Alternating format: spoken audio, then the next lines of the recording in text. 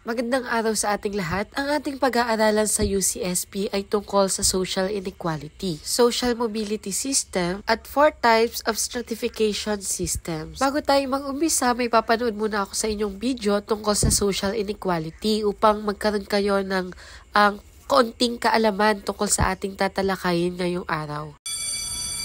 Actually, what time does this end? I don't know, 3:30? Oh, okay. Which question are you at? Huh? Question 2. Oh, that one. Hello, Daddy? Oh, you got night shift today? Okay. I'll buy dinner for everybody. If not enough, I borrow from Madam Sadia next door. It's okay. Love you. Bye.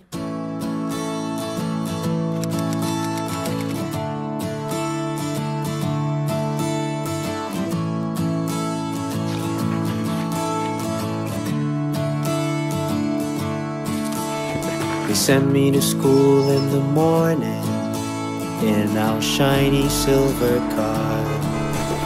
The bus is always crowded. Lucky I don't live very far. I'm an only child. It's really such a bore. I share a room with my family. We all sleep on the floor. My parents work in a bank. They met in JC. My father works to pay rent for our one-room HDB. Our lives are so different. You have yours and I have mine. We might be in the same class, in school, but not in life.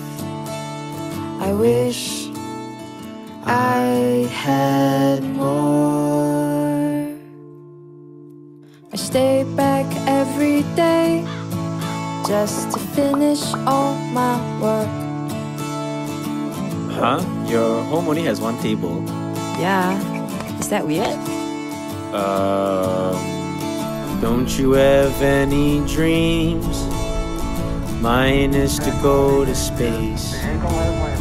Guess I wanna fly a plane to see Melbourne, Hong Kong, and USA. But I've never been on a plane before. But I've seen the pictures on the MRT station wall.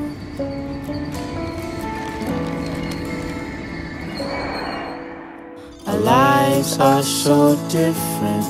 You have yours and I have mine. We might be in the same class, In school, but not in life. I wish I had more. I am tired, but I have chores. I study hard to win awards. I'll go to university. I can barely get by with my bursary. Is it because you're rich? Is it because you're poor? Our lives are so different.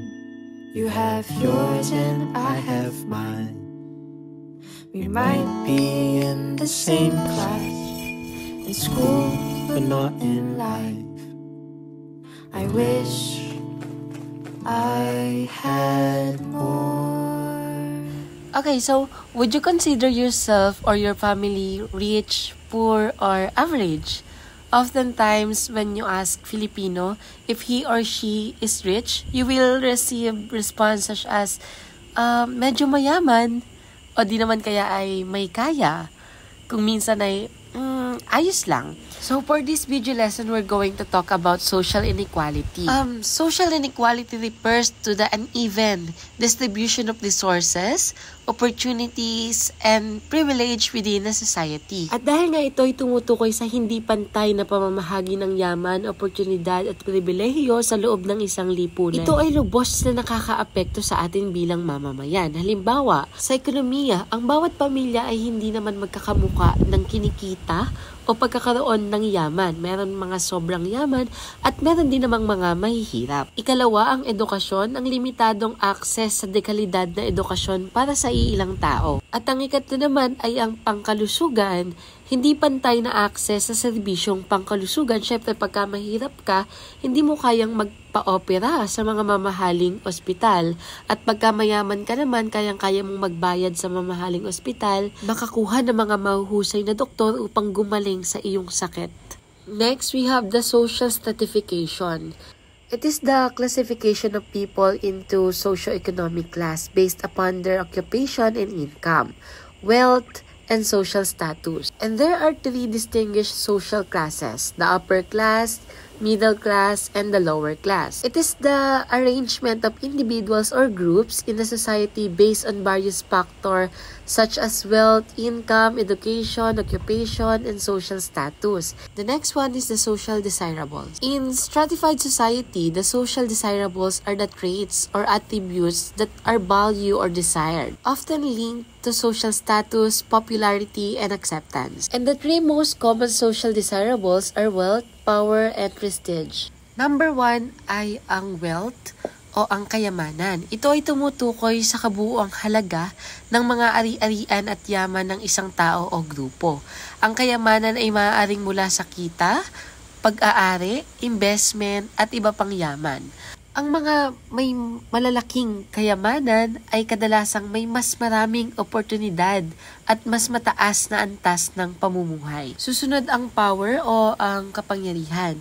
Ito ay ang kakayahan ng isang tao o grupo na makaimpluwensya o makapagdesisyon sa iba.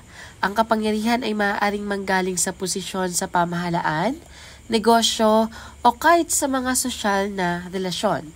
Madalas ang mga may kapangyarihan ay may kakayahang kontrolin ang mga mapagkukunan at mga desisyon na nakakaapekto sa lipunan. Pangatlo ay ang prestige. Ito ay ang respeto, pagkilala at mataas na katayuan na ibinibigay sa isang tao o grupo sa isang lipunan.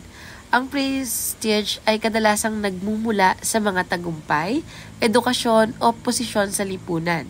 Ang mga taong may mataas na pagtingin ay madalas na tinuturing na mga modelo o leader sa kanilang komunidad. At ang tatlo na ito, wealth, power, and prestige, ay magkakaugnay at madalas na nag-aambag sa social stratification sa ating lipunan. Next is the social mobility system. Social mobility system is the shift in social status or rank of an individual within the frame of social structure. The forms, nature, and direction of social mobility are highly dependent on social stratification of every society, which may change from time to time. Social mobility may be vertical and horizontal. Vertical mobility involves the upward and downward mobility, which means a progression of social status related to class, power, and prestige.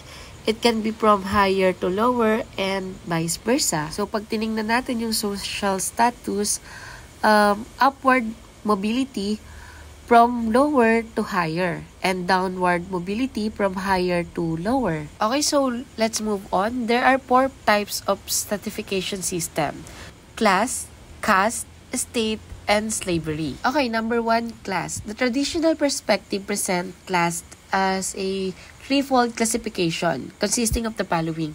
Number 1, the upper class, middle class, and the lower class. The upper class is composed of the elite group. This group typically has significant wealth, high status, and power. Members have owned business and high-paying professional jobs, and they may have access to elite education and exclusive social network. The next one is the middle class. The middle class consists of the scientific and technical individuals of the society. This class includes professionals, skilled workers, and small business owners. They usually have a comfortable standard of living, access to education and healthcare, and some degree of economic security. And the third one, the lower class, comprises the working class and the poor. This group faces economic challenges and they have limited benefits. They may struggle with access to education and healthcare, leading to lower social mobility and higher risk of poverty. Number 2, caste. The caste system is related to the concept of Hindu practice, tradition, and culture, which is rooted in divine sanction and custom. In the pre-colonial period, the Philippines had an open caste system that divided the society according to 4 categories: Maharlika, Timawa, Aliping na Mamahay, and Aliping sa Gigilid. Maharlika, ito yung mga uri ng tao na kabilang sa matataas na uri ng lipunan. Sila ay may mga lupain at kayamanan, at kadalasang mga pinuno o may kapangyarihan. Ang Maharlika ay may malaking impluwensya sa politika at kultura ng kanilang komunidad. Susunod ang Timawa. Ang Timawa ay mga malalayang tao na hindi nagmamay-ari ng lupa. Sila ay may mga karapatan at kalayaan, ngunit hindi kasing taas ng Harlika. Karaniwan, sila ay mga magsasaka o manggagawa na kumikita mula sa kanilang sariling paggawa. Aliping na mamahay. Ito naman yung mga alipin na may sariling tahanan at may karapatang magtrabaho sa kanilang mga lupain. Bagaman hindi sila ganap na malaya, mayroon silang mas maraming karapatan kumpara sa aliping sa gigilid. Sila ay kadalasang may mga obligasyon sa kanilang mga Panginoon, ngunit may kakayahang magtayo ng kanilang sariling ari-arian. At ang panghuli ay ang alipin sa gigilid. Sila ay mga alipin na walang sariling tahanan at ganap na nakadepende sa kanilang mga Panginoon. Ang mga alipin sa gigilid ay kadalasang may limitadong karapatan at naglilingkod sila sa kanilang mga Panginoon sa lahat ng aspekto sa kanilang buhay. Ang mga kategoryang ito ay naglalarawan ng iba't ibang antas ng social stratification sa tradisyon ng lipunang Pilipino, kung saan ang mga tao ay nakatalaga sa iba't ibang posisyon batay sa kanilang yaman, kapangyarihan at kalayaan. Ikatlo, ang state system. The state system is identical to the practice of feudalism. It has its roots in pre-revolution France, where individuals were ranked according to the 3 categories: clergy, nobility, and the commoners. And the final authority in the system was the king. And the last one is the slavery. This system is the most extreme form of inequality in society.